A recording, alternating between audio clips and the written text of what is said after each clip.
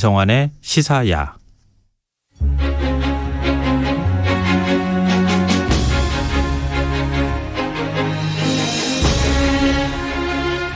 최근 경남 함안에서 출토된 청자 그릇에 세간의 관심이 쏠리고 있습니다.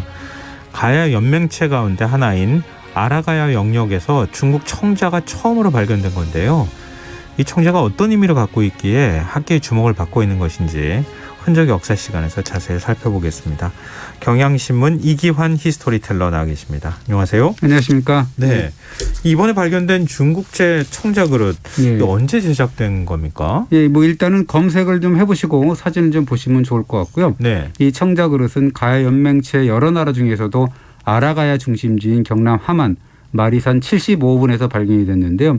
이게 5세기 중국 남조 국가 중에서 유송이라고 있어요. 예. 유송이라는 왕조 때 제작된 청자인데 유송은 420년에서 479년 연간의 왕조죠. 조금 깨져 있는데요. 사실상 완형의 연꽃무늬 그릇입니다. 무척 단아하고 예쁩니다. 이 가연맹체에서 처음으로 그러면은 청자가 발견된 거예요? 예, 그렇다 그럽니다. 이 가연맹체 소국들이 이렇게 많이 있잖아요. 거기서 처음인데 영역을 넓혀보면 비슷한 청자들은 나왔다고 합니다. 백제 영역이었던 천안 용언리 출토품이 있고 또 한성백제 도읍지인 풍납터성에서 출토된 큰 항아리가 이렇게 있는데 그 안에도 비슷한 청자가 들어있다고 했고요. 또 함안 출토품보다는 조금 예쁘진 않지만 전라도 영암 같은 곳에서도 비슷한 그릇이 나왔다고 합니다. 물론 뭐 질이 좋기로는 함안 것이 제일이다라고 발굴단하고 이제 함안 사람들이 그렇게 얘기를 합니다. 근데 그 당시에 중국 청자 그릇이 좀 유행했던 모양이죠? 예, 그런 것 같아요. 이제 해외 명품이라고 우리가 이제 그 당시에 볼 수가 네네. 있는 건데 엄청 인기를 끌었다고 하는데 이게 우리가 1500년 전이라 그래서 뭔가 이렇게 교류가 이렇게 별로다라고 생각할지 몰라도 이 우리가 생각했던 이상으로 동북아시아에서 뭔가 이 엄청난 활발한 이렇게 네트워크가 이르며 살았던 것 같다라는 생각이 들고요. 최근 들어서 이 아라가야 영역에서 흥미로운 발굴과 연구 성과가 계속 나오고 있는데 지난 7월에는 함안 마리산 고분군에서 아주 독특한 그 금동관이 확인됐다라는 소식도 들렸습니다. 아, 그럼 금동관이면 보통 이제 무덤 주인이 지체 높은 신분이 높은 사람이라고 봐야 되는 거잖아요. 그래서 뭐 완형이 나온 건 아니더라도 원래는 2019년 마리산 고분군 요 45분인데 여기서 이제 그 발굴된 금동 조각들이 있었습니다. 이게 말 갑옷하고 말 안장 뭐 이런 것과 함께 흩어져 있어서 뭔가 처음에는 말 관련 장신구가 아닌가 혹은 뭐 화살통 부속구가 아닌가 이렇게 생각을 했는데 올해 이제 이 45분 출토 유물들을 보존 처리하면서 보고서를 쓰다가 이제 그 금동관의 부품인 것으로 이제 확인이 됐죠. 그럼 보통 금관이라고 하면 뭐 우리는 신라 시대가 제일 유명하다고 생각하잖아요. 근데 그렇다면 신라에서 혹시 수입해온 거 아니에요? 예, 그게 그렇게 보였는데 그게 아니라 그럽니다. 이 금동관이 나온 이 마리산 45부는 5세기 초에 조성된 그런 무덤이라고 하는데 함안에서 발견된 이 금동관 이거는 신라나 백제로부터 받은 혹시 선물이나 혹은 수입품이 아니라 자체 제작품일 가능성이 높다라고 하는데요. 우선 이 아라가야산 금동관은 좀 거칠게 제작이 됐어요. 그러니까 초기 형태니까. 예, 신라나 백제 금동관이나 관장실을 보면 관태하고 세움장식 이렇게 산처럼 돼 있고 뭐 이런 뭐 이런 거가 따로 제작을 해서 붙이거나 이렇게 뭐 결합을 하거든요. 그래야 뭔가 이 금동관이나 관장식이 움직여서 찰랑찰랑거리는 그런 맛이 좀 있는데 이 아라가야 금동관은 하나의 동판에다 그림을 이렇게 그린 다음에 장식 모양에 따라 뚫거나 오려가지고 이 조각하는 그런 걸 근데 투조기법이라고 합니다. 그걸 썼다고 합니다. 저기 그런 거 우리 옛날에 그 물통바지나 뭐 이런 거 할 때 그렇게 구부리거나 이렇게 가위로 잘라가지고 만드시는 걸 제가 본 기억이 나는데 그런 비슷한 형태로 만들었다는 얘기네요. 근데 이 뭐랄까 백제나 신라에 비해서 이 기술이 좀 아무래도 상대적으로 좀 떨어졌다고 봐야 되는 거예요. 아니 이제 그럴 수 있는데 상대적인 걸 수 있는데 그러니까 관태하고 세움 장식이 한 몸이기 때문에 뭔가 고정될 수밖에 없고 약간 그리고 두껍다 그래요. 그리고 두꺼우니까 아무래도 이게 좀 이 그리기가 어렵고 오리기도 힘들었고 뭐 이랬다고 하는데요.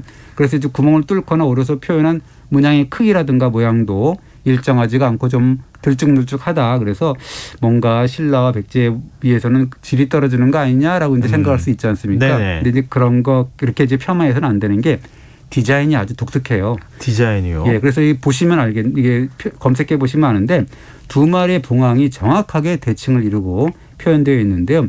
그것은 그 시대 세상 어디에도 없는 아주 독특한 디자인입니다. 그래서 신라 금동관이나 금관 이거는 날줄자 모양이 이렇게 있잖아요. 그리고 사슴 뿔자. 왜 우리가 고정관념으로 갖고 있는 금동관 세움 모양이 장식이 있잖아요. 있고 뭐 이런 예. 거고 대가야 금과는 좀 달라서 풀이나 혹은 꽃 형태의 양식이거든요. 그러니까 나라마다 좀 다른 부분이 있는데 예. 대가 뭐 이렇게 좀 그 아라가야 금동과는 좀 다른 스타일이죠.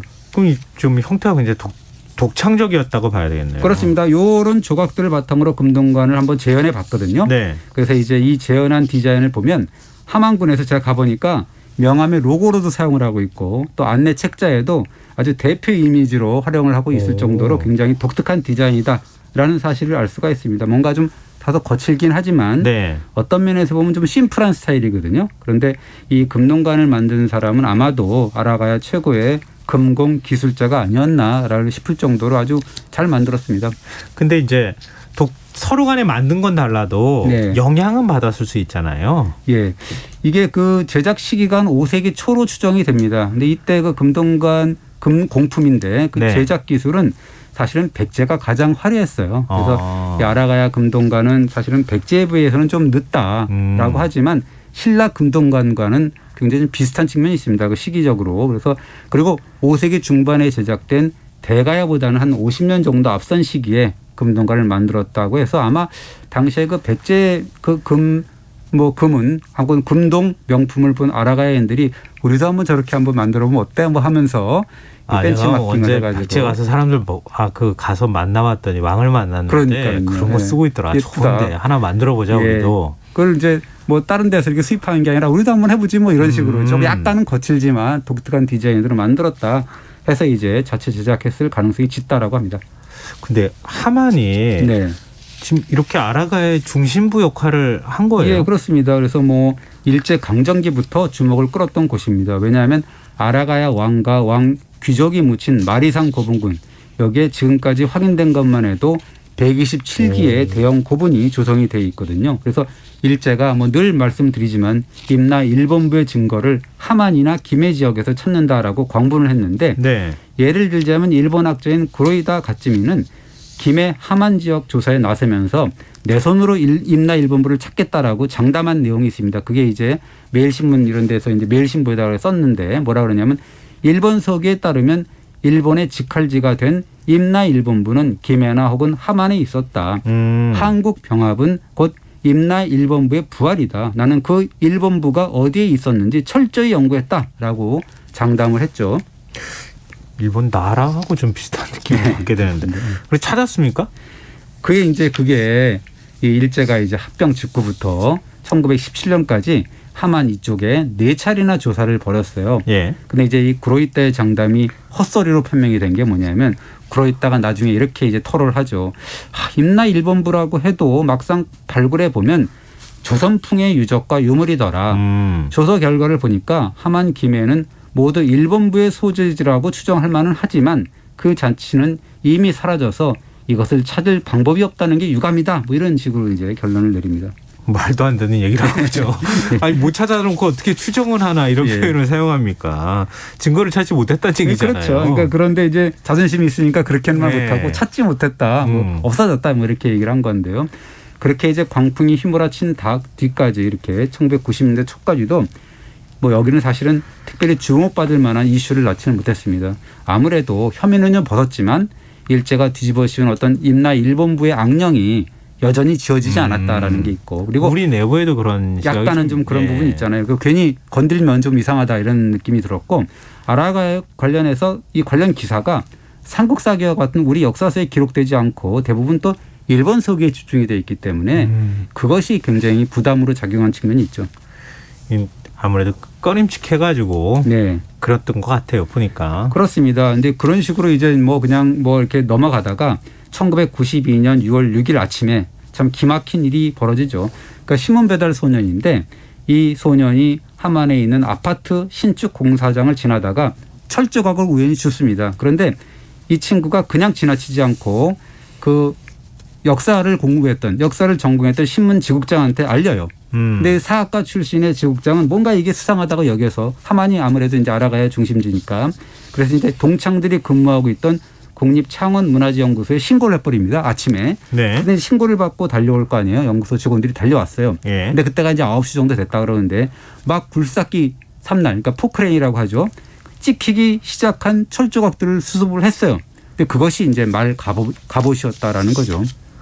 이거 그 만약에 그 찰나 그것만 놓쳤다 그러면은 뭐 그냥 유물이 사라질 뻔했던 10분 거네요. 상관으로 그랬다라고 하는데 완전히 날아갔을 거다라고 하는데 한쪽은 그래서 이 굴삭기의 삼날의 반쯤은 날아갔다 그럽니다. 날아갔어요. 그런데 이제 한쪽은 완벽하게 남아 있은 그런 말갑옷 한 개체분을 수습을 했는데 말의 얼굴을 가리는 마면주라고 하는데 그것도 보였다고 합니다. 그 당시 말을 타고 다녔다는 거 말이 그렇게 뭐 흔하던 시절은 아니잖아요. 그럼 굉장히 그 높은 신분을 갖고 있는 사람이라고 봐야 되는 거잖아요. 그렇습니다. 어쨌든 그 말 타고 있었으면 장수급 됐을 거고요. 그렇죠. 이게 이제 그 동수묘라든가 삼실총이라든가 쌍용총 같은 고구려 고분벽화에 묘사된 것과 거의 흡사한 말갑옷이었어요. 거기 보면 이제 이 말을 타고 이제 막 이게 칼을 휘두르는 그런 장수들이 나오거든요. 그리고 이 노출된 무덤에서는 그 외에도 금판을 장식한 둥근고리 큰 칼, 그 환두대더라고 하는 그 한 점이 수습이 됐는데 그래서 이 무덤의 주인공은 4세기 후반에 아라가야를 다스린 수장급이다, 뭐 왕이다, 왕족이다, 뭐 귀족이다라고 할 수가 있고 장수다 이렇게 볼 수가 있는 건데 고구려 벽화하고 비슷한 것으로 봤을 때 이 400년에 고구려 광개토 대왕이 남정을 하는 그런 시기가 있거든요. 광개토 비문에 나오는 건데요. 네. 거기에 이제 그것과 관련 있는 유물이 아니냐라는 분석도 나왔죠. 근데 사실 우리가 가야의 역사에 대해서는 잘 몰라요. 역사 시간에 뭐 학창 시절에도 그냥 조금 배우다가 말았던 것 같거든요. 그렇습니다. 근데 아라가야라고 하는 이 존재가 새롭게 재조명되는 거잖아요. 우리 공부하는 사람 입장에서 보면 좀 귀찮은 게 또 알아가야 되잖아요. 이게 또 아라가야가 또 있구나 그래서 굉장히 힘든 부분이 있는 건데 어쨌든 뭐 그런 부분이 있고요. 그래서 요 몇 년 사이에 아라가야가 관련된 고고학적 발굴 성과가 눈길을 끌고 있습니다. 배울 게 더 많아졌어요. 그래서 보면 그래서 2018년 말에 하만해가 아라가야 왕궁터에 있는데 가야리 발굴 조사에서 높이 8.3m에 달하는 토성벽이 확인이 됐는데 잔존 성벽의 길이를 이렇게 따져보니까 한 2km 정도 되더라. 그러니까 풍납토성이 한 3.5km니까 뭐 그보다는 못하지만 꽤 큰 그래도 성이 있었다라는 거고 이 마리산 13호분 여기도 이제 왕릉급 무덤인데 거기에서 전갈 자리하고 궁수자리, 사수자리라고 하는데 등에서 125개의 별자리가 새겨진 무덤의 덮개돌이 확인이 되기도 했습니다. 근데 그 별자리를 관측했을 정도라고 하면 그게 그냥 뭐 호기심으로 단순히 관측했다고 보기는 어렵잖아요. 지적인 능력이나 수준이 상당히 높았다고 봐야 되는 거잖아요. 누워서 하늘을 보고 별자리를 봤다라는 의미가 되는 거잖아요. 주인공이. 그런 의미가 있는 거죠. 그래서 이 눈길을 끄는 별자리는 궁수 즉 사수자리인데 이 동양에서는 궁수자리에 속한 6개의 별이 북두칠성을 닮았다고 해서 남두육성이라고 하거든요. 근데 이 북두칠성은 하늘과 죽음을 의미한다고 하면 남두육성은 땅과 생명을 뜻합니다. 그래서 중국의 옛 문헌을 보면 남두육성은 탄생을 관장하고 북두칠성은 죽음을 주관한다라고 썼습니다. 그러면 죽은 자를 위한 공간인데 무덤은 생명을 뜻하는 남두육성을 그려놨다? 그러니까 이제 아라가야인들은 생명이 만발하는 봄철 남쪽 하늘에 나타나는 별자리 남두육성을 그린 거다. 아무래도 사후의 세계에서도 영원한 삶이 펼쳐지기를 바란 거 아니냐. 뭐 이렇게 우리가 해석을 할 수가 있는 거고 그리고 이 무덤 안에 별자리를 새겨놓은 것은 또 고구려의 전통이라고도 합니다. 그래서 고구려의 무덤을 보면 22기에서 북두칠성과 여긴 또 특수하게 북두칠성하고 남두육성을 같이 새겨놓는 경우가 많더라라는 그런 또 특징이 있다고 합니다. 또 그렇게 연결되네요. 근데 지금 말씀 이렇게 쭉 들어보니까 아라가야 진짜로 알아가야 될 것 같은데요. 그렇습니다. 이 가야 연맹의 역사는 우리가 늘 알지만 김해 금강가야, 뭐 가락국이라든가 구야국이라고 하는데 거기를 중심으로 한 전기가야 이게 2세기에서 4세기 말 그리고 고령 대가야를 맹주로 한 후기가야 5세기 전반에서 6세기 중후반으로 나눌 수 있다라고 우리가 귀에 못이 박히도록 들었는데 또 아라가야가 거기 끼니까 또 우리가 공부해야 될 제목이 많아지는데 그래서 그 당시에는 아라가야의 존재감을 느낄 수가 없었는데 사실 실상 그렇지 않았다라는 거고 100기 이상의 중대형 고분이 질비한 어떤 지금 설명해드린 그런 마리산 고분이 존재를 하고 그다음에 또 이 말갑옷이 발견이 되고 뭐 이런 걸 포함해서 이런 전기에는 금강가야고 후기에는 대가야다라는 이분법을 의심하게 됐어요. 그래서 최근에는 전기가야연맹체에서도 그렇고 후기가야연맹체에서도 1인자는 못 되지만 아라가야가 2인자는 됐다라는 식으로 자리매김은 돼 있었습니다. 지금 청취자 6986님께서요. 네. 우리 역사에 대해서 깊이 있게 얘기해 주셔서 매주 재미있게 잘 듣고 있습니다. 예. 이렇게 얘기해 주시면서요. 네. 알아가야 빵 터졌습니다. 네. 갑자기 차가워진 날씨에 건강 조심하시고 늘 건강하십시오. 이렇게 예. 문자 주셨고요. K8041로 아이디 시작하시는 청취자분께서 진짜 지금 아까 그 금관 있잖아요. 네. 찾아보니까 아름답고 특이하다고. 예. 2월에 한국사 시험 보는데 귀가 쫑긋해지신다고 그랬는데요. 어떡합니까? 이거 공부하실 게 많아질 것 같은데. 큰일입니다. 지금 이제 아라가야가 한 2인자 정도는 된다고 말씀하셨잖아요. 근데 아직까지 많이 알려지지 않은 상황이고. 그렇죠. 그래서 뭐 2인자는 기억하지 않는다 이런 얘기가 있어서 그런데 최근에 이제 이런 하만에서 축적되는 고고학적 성과 이런 거는 좀 예사롭지가 않다. 왜냐하면 왕궁터가 발굴이 되고 금동관도 확인이 되고 그다음에 외교와 교역의 상징물인 중국제 청자 그릇까지 나왔지 않았습니까? 네네. 그래서 아라가야를 가연맹 제1인자로 위상을 올리려는 그런 시도도 또 엿보이고 있습니다. 아, 그래요? 예, 그렇습니다. 그러면 더 당시에 그 정도 위상을 갖고 있는 그 나라라고 해야 되나요? 그렇습니다. 이게 그 정도 왜냐하면 위상으로 올려줘야 된다는 얘기잖아요. 예, 그러니까 이 청자 그릇이 출토가 돼서 좀 이렇게 좀 부각이 되는 게 뭐냐면 발굴단에서는 중국 자료지만 남제서라는 역사서를 인용을 합니다. 거기 보면 뭐라고 나오냐면 479년에 가라왕 하지가 남제에 사신을 보내서 공문을 바쳐서 이 부곡장군 봉구광이라는 그런 자기를 제수했다라고 했거든요. 근데 그 동안에는 이 남제의 자기를 받은 가라왕 하지가 대가왕이다라는 해석이 통솔로 자리 잡고 있었거든요. 왜냐하면 후기 가야 연맹체 맹주는 대가야다라는 고정관념 때문이었죠. 그러나 이 479년 바로 그 무렵에 중국에서 제작된 청자가 하만에서 출토됐다. 라니까 이제 새로운 해석이 나온 거죠. 남제서에서 가리키는 가라왕 하지는 대가야 왕이 아니라 다름 아닌 아라가야 왕을 가리키는 것이다라고 이제 주장을 하게 되는 거고 왕궁터라든가 금동관이라든가 별자리 덕계석이라든가 중국제 청자를 봐라. 그렇지 않느냐라고 아라가야의 높은 이상을 증거해 준다라고 주장을 하게 되는 거죠. 그럼 이번에 출토된 청자 그릇을 바로 그런 관계에서 받은 것이다. 중국으로부터. 그렇습니다. 이제 그렇게 해석하는 시도가 이쪽이 하만이라든가 이런 그 가야 쪽 그 연구자들 사이에서 나오게 되고요. 그리고 이제 그동안엔 좀 적극적으로 인용하기를 주저했던 일본 서기의 아라가야 관련 기록도 좀 부각이 되는데 뭐냐면 거기에 이런 대목이 나와요. 임나는 알라 즉 아라가야를 형 혹은 아버지로 여겨서 오로지 아라가야의 뜻에 따른다라는 일본 서기의 내용이 있는데 여기서 말하는 임나라는 거는 가야의 여러 소국을 얘기하는 거거든요. 네. 그걸 의미하는데 그러니까 가야 여러 나라가 알라 즉 아라가야를 형님이나 아버지로 모신다라는 이야기가 일본 서기에 나오게 되죠. 그럼 뭐 대단한 위성을 가지고 있었다고 봐야 되겠네요. 그렇습니다. 그리고 일본 서기를 보면 529년에 한반도 남부의 여러 세력이 아라가야를 중심으로 뭉치고 아라가야가 백제나 신라나 외의 사신을 초빙해서 국제회의도 주도했다라는 기사가 보이는데요. 물론 이 국제회의는 실패로 끝납니다. 그러나 아라가야가 당대 국제정세를 주도한 유력한 나라였다라는 것을 일본 서기에서 보면 암시를 해주고 있다라고 할 수가 있습니다. 일본 서기가 쓰여진 책 기록된 게 워낙 오래돼 가지고 예.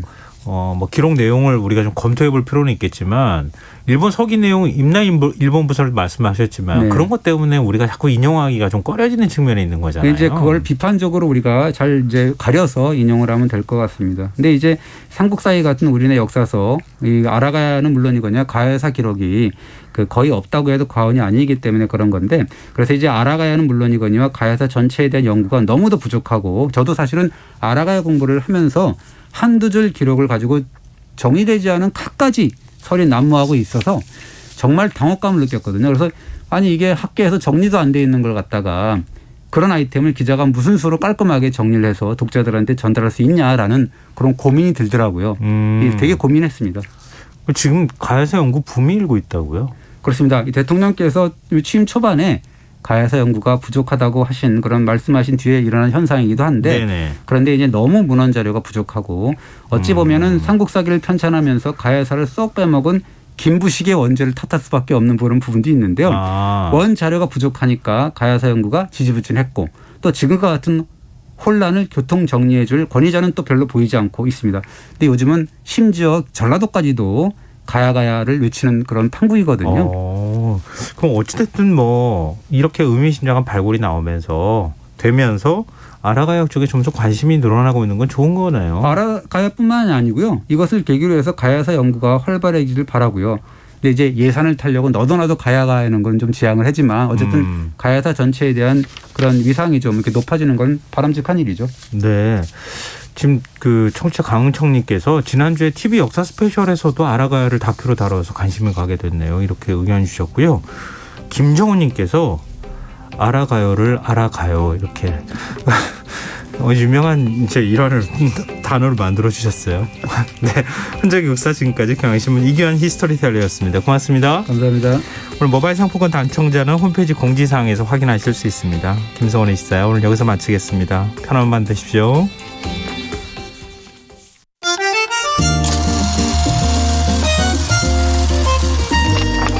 백은하의 영화관, 정여울의 도서관.